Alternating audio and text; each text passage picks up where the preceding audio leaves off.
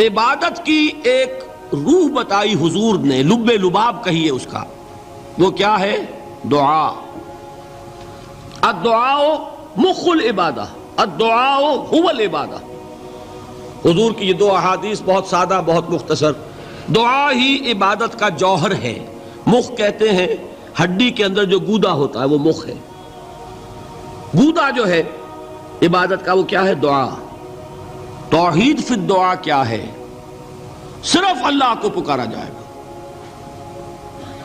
اور شرک فی الدعا، جس کو بھی پکاریں گے آپ مدد کے لیے اس کو آپ نے معبود بنایا ہے، کسے باشد۔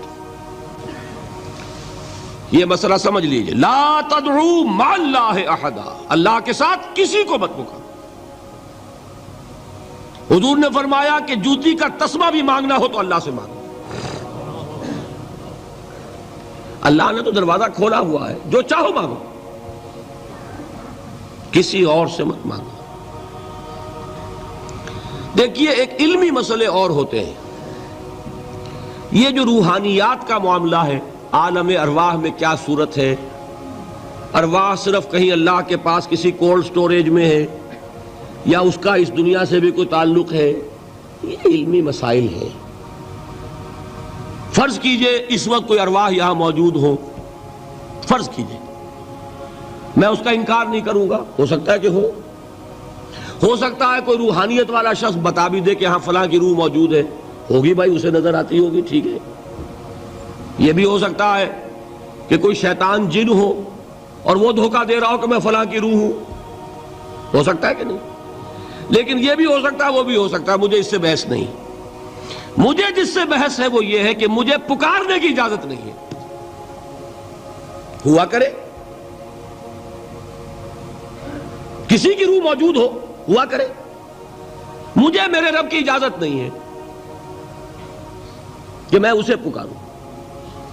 مدد مانگوں گا اللہ سے، دعا کروں گا اللہ سے، استغاثہ کروں گا اللہ سے، تکلیف کے لیے دہائی دوں گا اللہ کی۔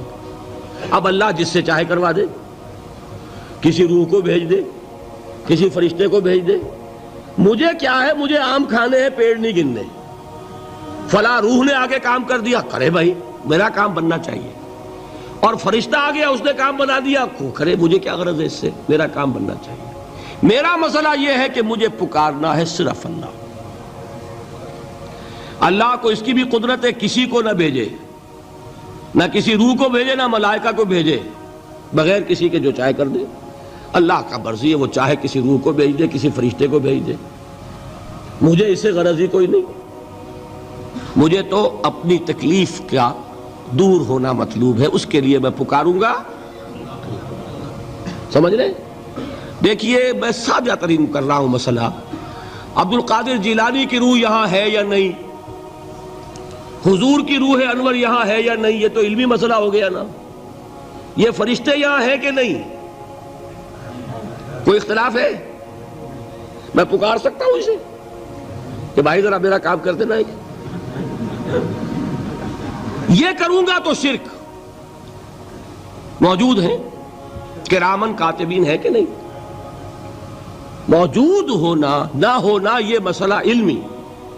جو اصل میں شرک سے متعلق مسئلہ ہے وہ یہ ہے کہ پکارنے کی اجازت نہیں۔ دیکھیے حضور کی ایک حدیث ہے، اور یہ ایک ہمارے لیے خوشخبری ہے۔ آج 8واں دن ہے، آپ اپنی نیند کی قربانی دے رہے ہیں، آ رہے ہیں، سن رہے ہیں۔ یہ حدیث بھی سن لیجئے، بشارت والی حدیث ہے۔ مجتمع قوم فی بیت من بیوت اللہ، نہیں جمع ہوتے کچھ لوگ اللہ کے گھروں میں سے کسی گھر میں۔ اس کا مصداق اول تو مسجد ہوگی، لیکن تقریباً تمام محدثین نے مانا ہے کہ صرف مسجد تک محدود نہیں ہے، سب گھر اللہ کے ہیں۔ یہ جگہ کس کی ہے؟ تو عام ہے یہ چیز، لیکن مسجد کا ہوگا تو وہ مصداق اول ہو جائے گا۔ مجتمع قوم فی بیت من بیوت اللہ یتلون کتاب اللہ ویتدارسونہ بینہم، کام کیا کر رہے ہوں کہ اللہ کی کتاب پڑھ رہے ہوں، وہ سمجھ رہے ہوں، سمجھا رہے ہوں، تو کیا ہوتا ہے؟ الا نزلت علیہم السکینہ، ان پر اللہ کی طرف سے سکینت کا نزول ہوتا ہے۔ وغشیتہم الرحمہ، رحمت خداوندی انہیں ڈھانپ لیتی ہے۔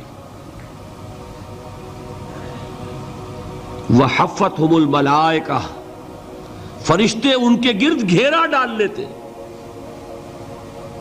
وذکرہم اللہ فی من عندہ، اور اللہ ذکر کرتا ہے ان کا ملائکہ مقربین کی محفل میں۔ دیکھو تم کہتے تھے یہ انسان بڑا گھٹیا ہے، میرے وہ بندے اس وقت میرے گھر میں جمع ہے صرف میرے کلام کو سمجھنے کے لیے۔ اللہ فخر کرتا ہے اس میں، ذکر کرتا ہے اللہ۔